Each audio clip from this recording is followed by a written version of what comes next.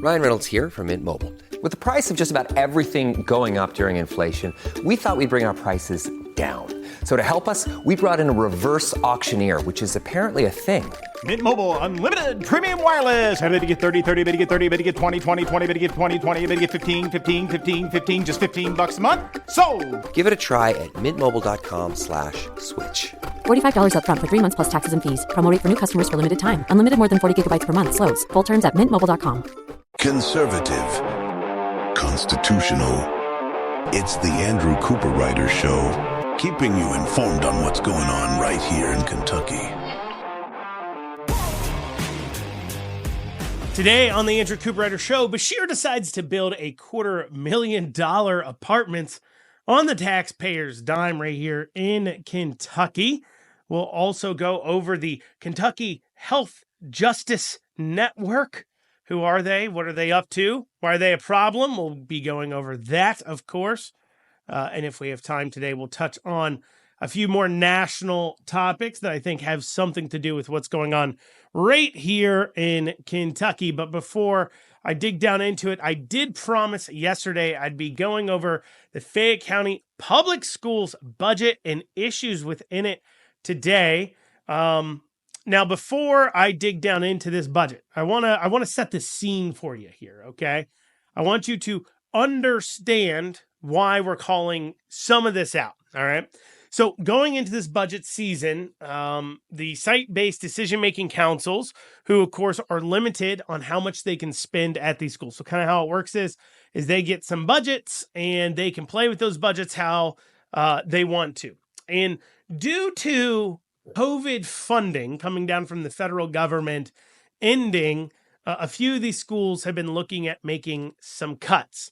And some of the things they're cutting is things like a art program at one elementary school, and another program that was talked about being cut here is the school newspaper at the Henry Clay High School, the school newspaper that has been around for over 100 years. That's right, the Henry Clay High School newspaper. Been around for 100 years, but because of COVID funding getting cut from the budgets this year, they were looking at getting rid of the journalism class that supports that paper in Henry Clay. It's existed before COVID funding, but somehow COVID funding going away, they were saying, oh, geez, it might have to go ahead and make that cut. And so you may ask a question like, why does art and a 100-year-old newspaper have to do with COVID funding? In what way did art help treat issues coming from COVID? And so then that would follow up the question of course it didn't. And so why was COVID funding being used for that in the first place? And it just goes to show what a con the entire monetary excuse is being made when it comes to just the sheer amount of money that was dumped into our systems for all these vague reasons that these schools would need more COVID funding in order to deal with the pandemic. Meanwhile, they have to cut, now that's being taken away, art classes and 100-year-old school newspapers. It's pretty ridiculous at all. So understand, there are cuts. There are belts being tightened when it comes to certain electives, things that schools have been doing for a long time, all across the district. But despite this, we have this here. This is an article from Herald Leader, quoting from within it. The article's called $801 Million Tentative Fayette School Budget Helps Teachers Who Spend Money on Supplies. So you say, well, they're making budget cuts. They're going to have to buckle down. They don't have that COVID money coming in. So obviously, then this must be a pretty tight, fiscally responsible budget, and you would be mistaken. You see, the budget includes a $250 supply budget for each classroom teacher, costing an estimated $1 million. So $250 for each teacher for classroom supplies. That's fine. That's okay. I don't actually have a giant problem with that. But then they have a paid paternal leave policy for employees, allowing new parents, birthing, non-birthing, and adoptive parents to take up to 35 days of paid leave. Let's just pause here for a second, okay? First off, in no way, shape, or form should if you're going to call them birthing, which is funny they had to use the term birthing because, they can't say woman, mother, biological mother, right? They have to say birthing and non-birthing because gender doesn't exist anymore, don't you know? But in no way, shape, or form should a mother physically giving birth be allotted. If you're going to have a maternity leave policy, a mother physically giving birth should obviously receive more days off than parents not engaged in the physical process of giving birth. Why? Well, because they don't need to recover from actual physical damage that was done to them. I think that's incredibly important that we need to remember here, okay? Is that they need to recover from physical damage being done to them. And also 35 days of paid leave, to remind everybody here, is that's not 35 days as in just a month and 5 days. It's significantly more than that. Remember, most of these contracts in these schools require teachers to work about 180 days. So 35 out of those days they can use for maternity leave. And then on top of that, they have sick time and other time. So realistically, if you have a kid, you could easily be missing somewhere right around about 40, 50-ish days out of 180. Now, keep in mind, you already have the summer off too. But anyways, that is 27% of the school year you could be missing there. And it does get hard, obviously, to handle the positions as far as it goes when you have people missing that length of time. But once again, if you're giving birth, yeah, absolutely. You need several days to rest and recuperate. And it's great to give you some time to, obviously you don't hand that child off immediately onto somebody who's, like the nanny or something else. But at the same time, on the non-birthing and adoptive side of things, where you don't have physical ailments you're recovering from, why are you giving them full 35 days? You want to give them 15 days of paid leave? Remember, that would be 3 weeks, okay? 15 days would be the equivalent of 3-ish weeks off for a father or an adoptive parent to get off in order to acclimate to having a new child. They're talking about more than that. They're saying that a father needs a full over 6 weeks, 7 weeks when a new kid is born. And this is a first of its kind of thing. Understand, this is new. And so they're making budgetary cuts. They're saying, hey, Susie can't have an art class anymore. Hey, 100-year-old school newspaper needs to be closed and shut down. But people who don't actually give birth, non-birthing and adoptive parents, they need a full 7 weeks off work when becoming new parents. Not just the ones recovering from giving birth, but the ones who, of course, have no physical ailments to overcome. And you know what? It's a nice thing to give people, don't get me wrong, but it's not your money. This is government money. And we have to balance budgets. But that's not the most egregious thing in the budget at all. There's other things. There's a hefty miscellaneous section of the budget that people called vague. One of the school board members did vote against the budget, Amanda Ferguson. She voted against it because she wasn't given all the information she asked for. This is what she said. She wasn't given all the information she asked for because the budget started with a $23 million reduction in the fund balance, and because it assumes a 4% increase in tax revenue. So it's also built upon the idea that they will be able to get a 4% increase in tax revenue. So of course, not only, so let's rewind here. They're cutting art classes, potentially cutting 100-year-old school newspapers. Other things are being cut. Yet, the teachers' raises, they did give teachers a little bit of a raise, but, they yell about needing teachers' raises. Yet, they are raising taxes by 4% and can't afford to give a father 7 weeks off work when he already has, of course, a lot of days off every major holiday and summers. Anyways, 7 weeks off work if there's a child in the family. If they get a new child in the family, not even their wife births a child and they got to take care of the kid while the wife's recovering. No. That's not even a requirement either. There's a lot of other things in the budget, including some egregious line items in Liggins' superintendent's compensation package. We'll be going over that. Or this short break, you'll listen to the Andrew Cooperrider Show. And you're back with the Andrew Cooperrider Show. Before the break, we were talking about the Fayette County Public Schools budget, $801.8 million. That involves, despite it going up, they blame COVID budgetary cuts as to why art classes and other electives are on the chopping block. But while they don't have the money to continue to educate your kid on all the same classes they used to pre-COVID pandemic, they somehow have found the money to offer a 35 days of paternal leave for every single person, whether they've given birth or not, that has a child. They also have managed to put in place a 4% increase in tax revenue that they're planning for of course, the city of Lexington here. And then the other thing that was also in this budget, very fascinating, this from a different Herald Leader article, Fayette County School Board releases to superintendent's contract after withholding it.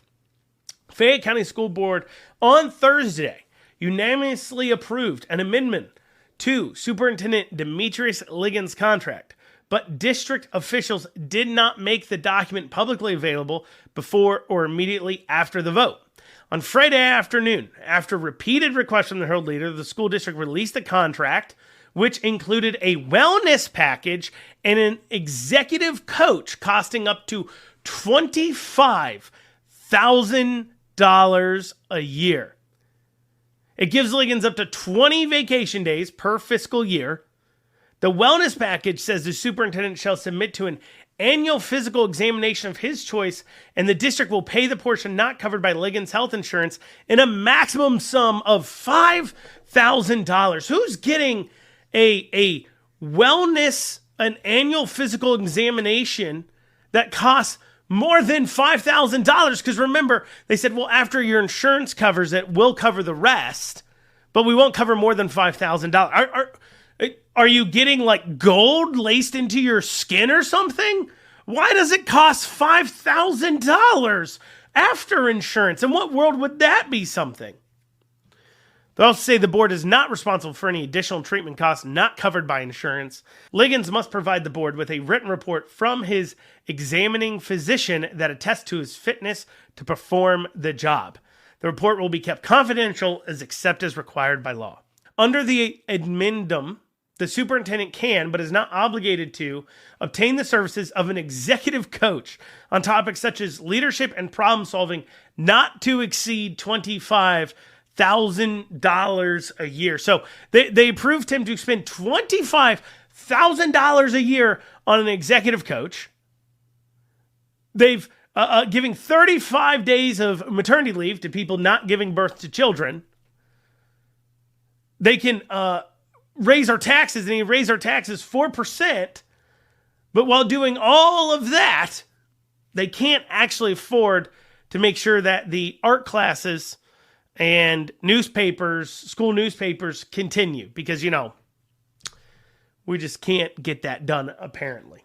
It's absolutely ridiculous. These schools falling apart. I mean, Jefferson County Public Schools up there in Louisville having big issues too as well. We'll cover that here on another day, but it just goes to show these schools are falling apart. And if ever there's a reason for school choice, it's things like that. I mean, the sheer cost, when the government gets involved in something, the sheer cost, it just runs up on things, gets astronomical, and it points to exactly why having the government in charge of things like education, something as important in that, it just means it's going to cost a whole lot, and it's not going to be nearly as good as it is when somebody else does it that isn't the government. That's why I'm personally saying we got to push for school choice here, because it's clear they're just going to keep wasting our money on dumb things they don't need to. And while we hear schools talking about how hard it is for them to recruit teachers, nothing I haven't heard. I'm not saying it doesn't happen. I'm just saying I've never heard of it. It's never been a talking line. It's never been anything I've ever heard private schools say, and that is that they're having a hard time finding teachers. I actually don't hear private schools say that staffing is a giant issue to them. I'm sure maybe they've said it at times. I'm sure they have to have. But I've never actually heard a private school constantly talking about how they can't find people and they need to increase pay and they need to increase tuition in order to pay for the teachers and pay for more teachers, like we hear from the public schools. Never hear it. And speaking of government spending way more money than necessary on things that the private industry does for much cheaper, Beshear has announced a massive public housing operation. And what he's doing here is he's going to build 953 apartments. These are apartments, most of them 3-bedroom. So these are 2-3-bedroom apartments, 953 of them, and he's going to spend $223 million to build them in Western Kentucky. So our first question is, why is the government even involved with building houses in the first place? Because I know when we look back historically, when we look for an example at college education was really, really expensive. It used to be really expensive. And then government got involved and started offering, government subsidized, obviously, tuition payments and student loans. And then school got really cheap and efficient, and it was not expensive at all. And that was really great. And I think we need to do that hold on a second. That's the opposite of what happened, isn't it? Government actually, once they got involved in college, and subsidizing college loans, is when the price of college skyrocketed.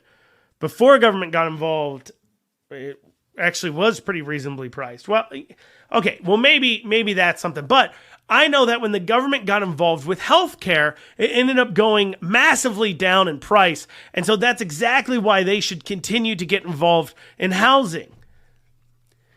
Except healthcare didn't go down. And actually, the more government gets involved, the more expensive healthcare gets. So that doesn't work either. Well, you know what? I know that the industries where government does not heavily regulate them, they are obviously the most out of control marketplaces. And the marketplaces where government does control the industry so greatly does not experience such high prices and where the free market can't work. I know the government knows best. The government knows best. If you can't pick that up, that's complete and utter sarcasm. Of course, this is ridiculous. The fact that government would ever be involved in building houses like this is ridiculous, because what they're doing is they're issuing some bonds, right? A lot of this is bonds, but they're also taking, of course, state tax dollars, all right? And they're going to pay a private contractor to build these 953 apartment units, and then they're going to turn over the operation of these units to a private contractor. And so they're not even, understand this, they're not even just like building these apartments like condos, and then they're just going to give them to people, okay? No, they're turning it over to a management company to manage. And then people will still have to pay rent for these units. So literally the taxpayer's paying for essentially the building of it. It's a little convoluted, but essentially the taxpayer's paying for these units to be built that then we're just going to give for free to a company to manage. And of course that company will make profit off building. There's a company that'll make profit off managing it. And it's like, it makes no sense. And the claim here, they're doing it because of the tornadoes. They say, well, the tornadoes that came through Western Kentucky, awful, terrible thing. It is awful and terrible. But we need to do this to put affordable housing there in Western Kentucky because they've just been decimated by these tornadoes. And, and I'm sure there's a lot of that still being felt. But what's really being felt is the fact that what happened, I know, for an example, in Mayfield, Kentucky, their downtown was destroyed, of course, by the tornadoes. And then a lot of the apartment type housing was there. And then what happened is that they've, of course, tore all those down. They're rezoning it as commercial. And there is a problem with not having anywhere to live. But this has been going on now for 2.5 years. And it does become a question. It's kind of like COVID, where how long are we going to let them reference that, well, we got to overcome COVID. We're still recovering from COVID. We're still recovering from this to justify what is a complete and utter government intervention into things government shouldn't be doing. What is maybe a vote buying scheme at best, because they're just, of course, handing this out to the area. And as evidence that this doesn't actually have much to do with the tornadoes is that a lot of these units that are being built in Bowling Green, Kentucky. Now, don't get me wrong. Bowling Green, Kentucky has been affected by severe weather events. And I'm sure the tornadoes in the area have damaged places in the area of Bowling Green before. But when I talk about the tornadoes in Western Kentucky, you don't think of Bowling Green. You're thinking of Mayfield. You're thinking of Dawson Springs. You're thinking of some of these other places. And so and the reason why I'm not saying I like this, but I noted the reason why they're using this tornado justification, even though the bulk of the units are going somewhere where there was no tornado damage, is because part of the funding is coming from some of these funding sources that were set up in order to help with the recovery efforts in Western Kentucky after the tornadoes hit. And so they're going to go ahead and set up these apartment units, 953 units at a cost of $223 million. How much is that per unit? How does that work out? How does that compare to housing in the area? All these are great questions. How's this going to operate, and how will it end up probably just continuing to destroy the economy of these areas? We'll have that after this short break. You're listening to the Andrew Cooperrider Show, your source for Kentucky politics. You want to reach out to the show, feel free to email info@theandrewshow.com. Once again, head on over to info@theandrewshow.com, and we'll be back in a few short minutes. And you're back with the Andrew Cooperrider Show. For the break, we were talking about how Beshear is building 953 units for $223 million in Western Kentucky. That works out to $233,997 a unit. Basically $234,000 an apartment for a 3-bedroom apartment. Not a 3-bedroom house built on an acre or a quarter acre, but an apartment. I mean, you could literally build sustainable, smaller houses on small plots of land and then give them to people for cheaper than you're spending for a 3-bedroom apartment. Especially considering the fact that at this $234,000 a unit, you look in a place like Dawson Springs where these units are being built, it's $100, and the median price according to Realtor.com is $160,000. That's a median home sales price, $160,000, and they're building these out at $234,000. And they're not just like saying, okay, we're going to build these out, then we're going to offer them for a reasonable marketplace rent for whoever needs it. So it's one thing when government comes in, they say, look, we need more housing in an area, okay? It's not as if they're coming into an area and saying, all right, we're going to take taxpayer funds and we're going to build housing in an area, and then we're going to manage those apartments. Let's say, just say they're going to build apartments or even houses. They come in and say, we're going to build houses, we're going to build apartments, and then we're going to hire a company as the government. We're going to hire a company to then handle those apartments. Because, what we're seeing is, and this would be the petition, right? The way, if you're to set this up, if you're to say that I do believe that government has to solve our housing issue, even though I would argue with you that government a lot of times is creating the housing issues. And longtime listeners of the show have heard me pointing out, like here in Lexington, the government engages in something called PDR, property development rights, where they spend millions a year, buying up the property development rights of farms to ensure they don't sell them to subdivisions to build more housing in the area. And then simultaneously, the government is taking the tax dollars of the people in the area and creating incentive plans in order to bring more employers in, fueling growth. And so you're simultaneously restricting how many houses can be built and housing, while at the same time taking those tax dollars and pushing policies that would create more growth into the area. So you're taking tax dollars to artificially lower supply, while at the same time you're taking tax dollars to raise demand beyond what a normal market would. And that's creating a big housing problem in Lexington as well. And so I would argue that there's tons of things government does to cause housing issues. But let's say you're somebody that says, look, nobody wants to build housing out in Dawson Spring.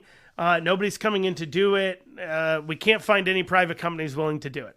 Well, if you want to make the argument that the government should then come in and build units, maybe it's apartment units or maybe it's homes or whatever, because nobody else is doing it, and then turn it over to a private company to operate, and then the government charges a good marketplace rent.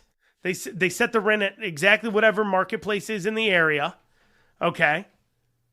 And then once you hit an agreement of, okay, once we have so many open areas or housing has fallen or there's X amount of vacancy of units in the area, private units in the area, the government has to sell off its apartments, its units in order to allow the free market now to take over in the area. If you want to make that argument, because you had a situation like a tornado come through and just destroy private businesses, destroy private housing, and so a lot of businesses moved out, they rebuild, they come back in, they're taking too long, people found jobs elsewhere, they didn't rebuild their houses, people are coming now back into the area, they have nowhere to live, so we have this housing problem. If you want to make that claim, I would argue with you still on it, but at least I could see you making that claim while still calling yourself possibly a more fiscally conservative person. I wouldn't say you're actually fiscally conservative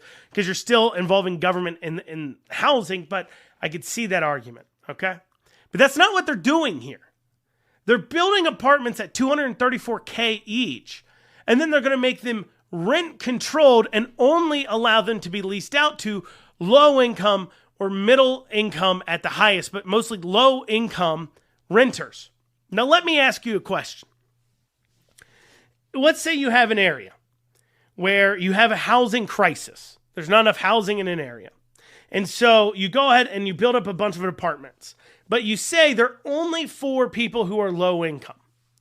Well, one, what you've done is you're not serving now the people who actually probably need the help the most, because the people who need the help the most are those who are working, wouldn't qualify for low income housing, but can't find apartments or houses to rent or buy. And so they're struggling in the area with really high costs. They don't have the government to, because low income people have a lot of government assistance. They're getting welfare and Section 8 and all kinds of other things that I'm sure these units will be used for. But the middle income worker who isn't super wealthy and so they can't afford this housing market, but they're not making low enough to qualify for all these government subsidies, they're still going to struggle to find housing. That's one issue. But the other thing is it will trap people into a cycle of poverty. Because if in an area there's no housing but low income housing, well, then you will have nothing but quote unquote low income people.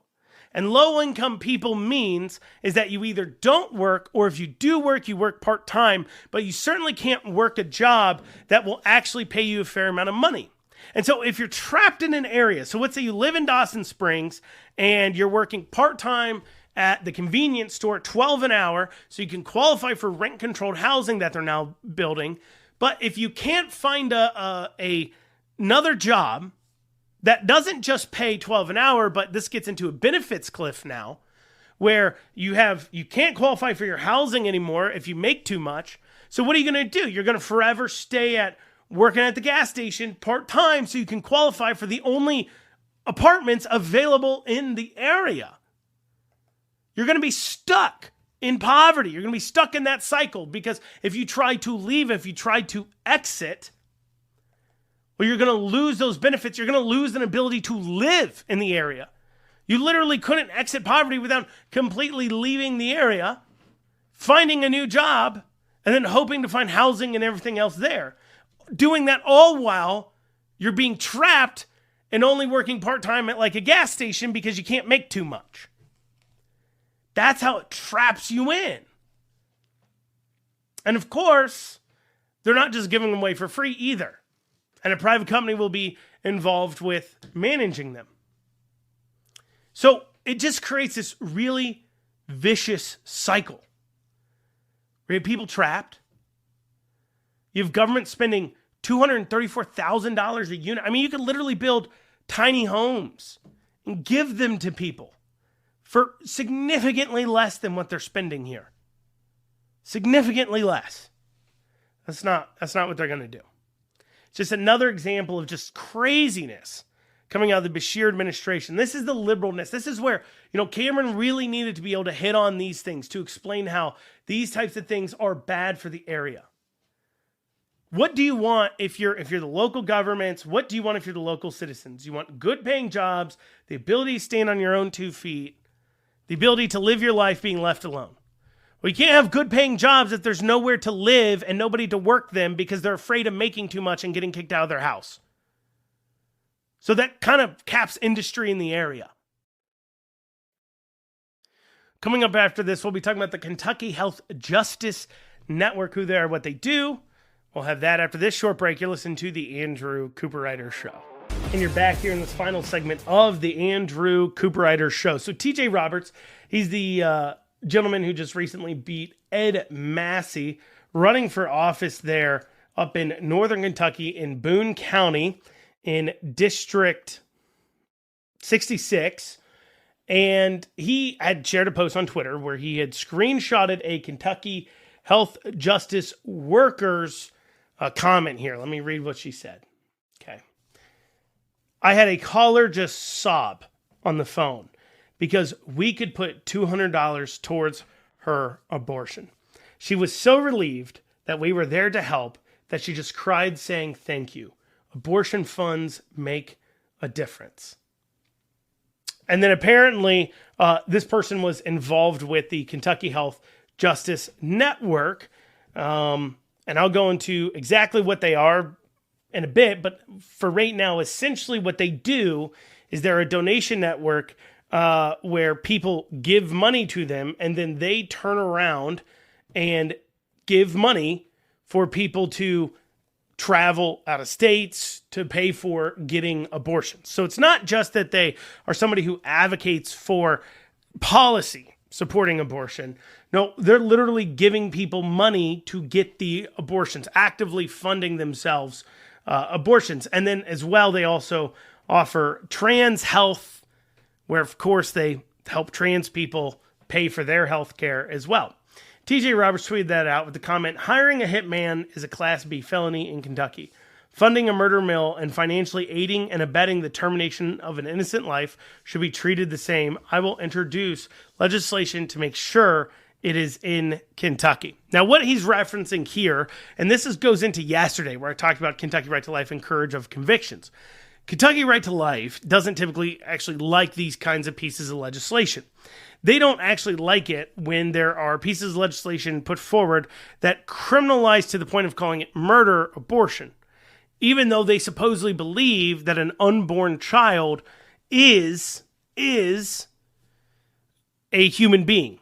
And this happened in Kentucky a year ago, 2 years ago, where Emily Calloway, one of her first bills she sponsored was a bill that would treat somebody getting a elective abortion and the doctor as being involved with murder, calling it what it is, justice for the unborn. If you believe that an unborn child has the exact same value as a born child, which is what Kentucky Right to Life and others claim to do, then you should agree that somebody terminating a unborn child should receive the same punishment as somebody who killed a born child. However, Kentucky Right to Life didn't like that, and they pushed against it. And this goes into, once again, this kind of thought process that women seeking abortions are victims of a system, not as much people who are trying to kill children.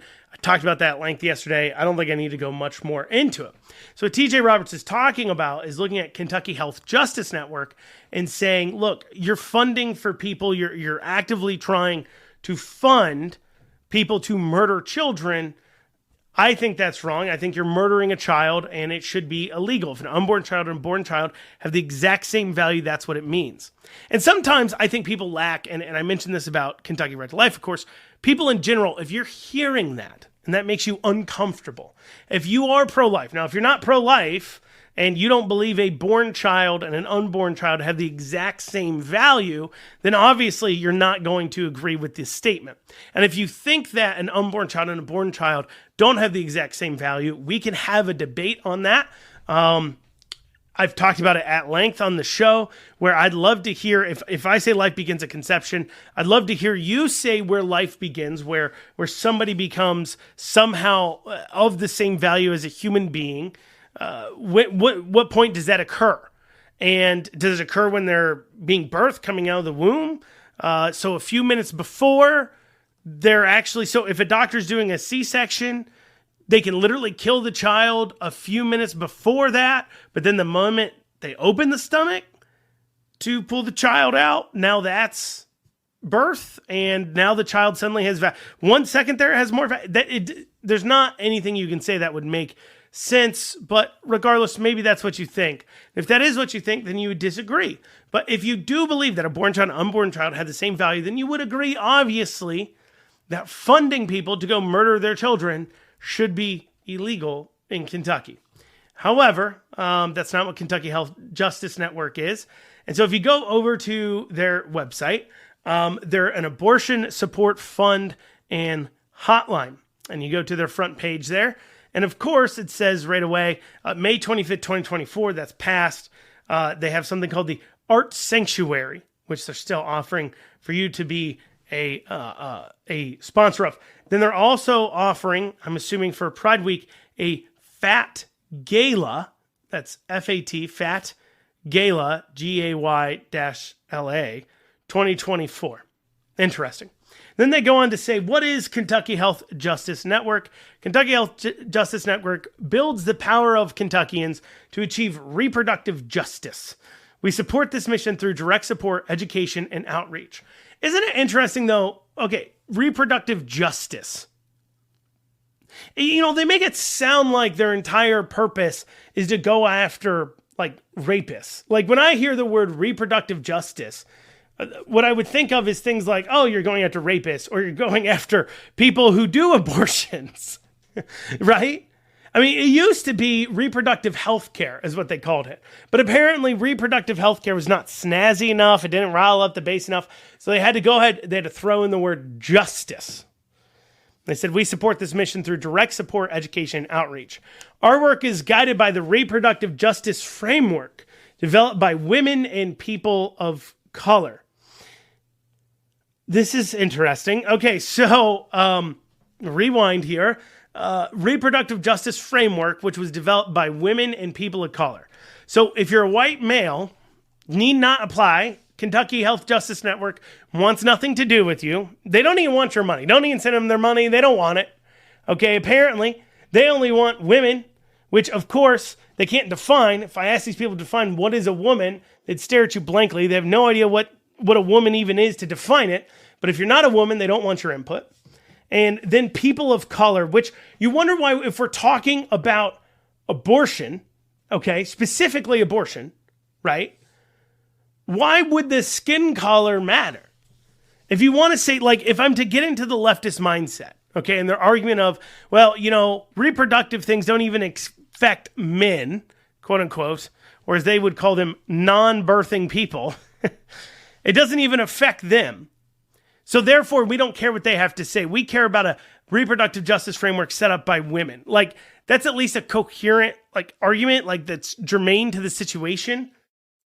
But how does, you know, your person of color make a difference here? Because remember, what they're saying here is that their framework is developed by women and people of color. So if you're a white male, you don't get an opinion on the reproductive justice framework. But if you're a black male, you do get an opinion on it.